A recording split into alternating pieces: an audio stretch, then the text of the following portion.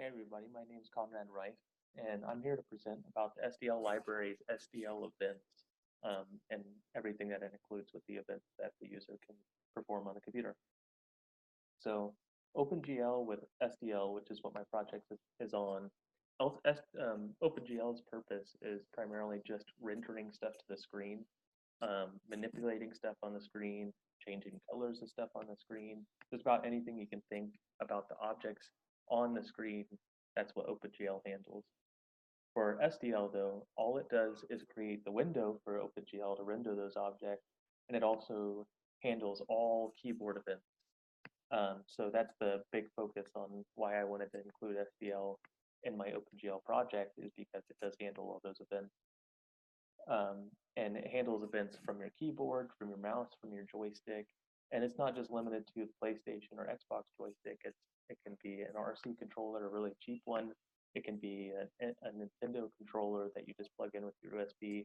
It doesn't really matter what it is, as long as it has some sort of event that it can send. So to initialize these events, you use the SDL init method, and it's not limited. The SDL init method isn't limited to just the events.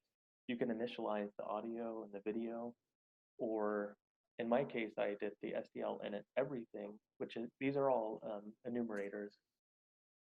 And anyway, I did the SDL init everything that does audio, video, joystick events, mouse events, and keyboard events, and make sure that I can do as much as I want with the project. If you have a more centralized focus, like you just want to do audio, then you just pass in the SDL init audio into your SDL init method. Or if you want to just do video, SDL init video is passed in, so on and so forth. So in my case, I did SDL init everything. SDL poll event, this is how you receive what interaction the users had with the computer. So you do this by passing in an SDL event type variable. You can see the example at the bottom. I have an SDL event called event, and you pass it in by reference to SDL poll event. And so it analyzes what's gone. That method basically figures out what event has happened. Has a key been pressed, or has the mouse button been pressed, or has a joystick button been pressed, or joystick moved, or the mouse moved, or whatever. And it sends it back to you, and you can use whatever you want. So you can use it however you want.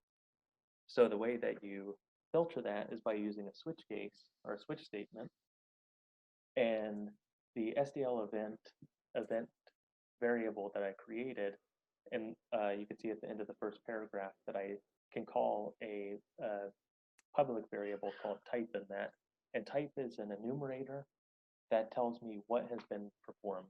So examples of the enumerators that it returns is SDL key up. Somebody has just recently released a key. In other words, SDL key down is somebody just recently pressed the key on the keyboard. SDL mouse button down, somebody just pressed the mouse button. SDL joy axis motion tells me, did somebody move their joystick?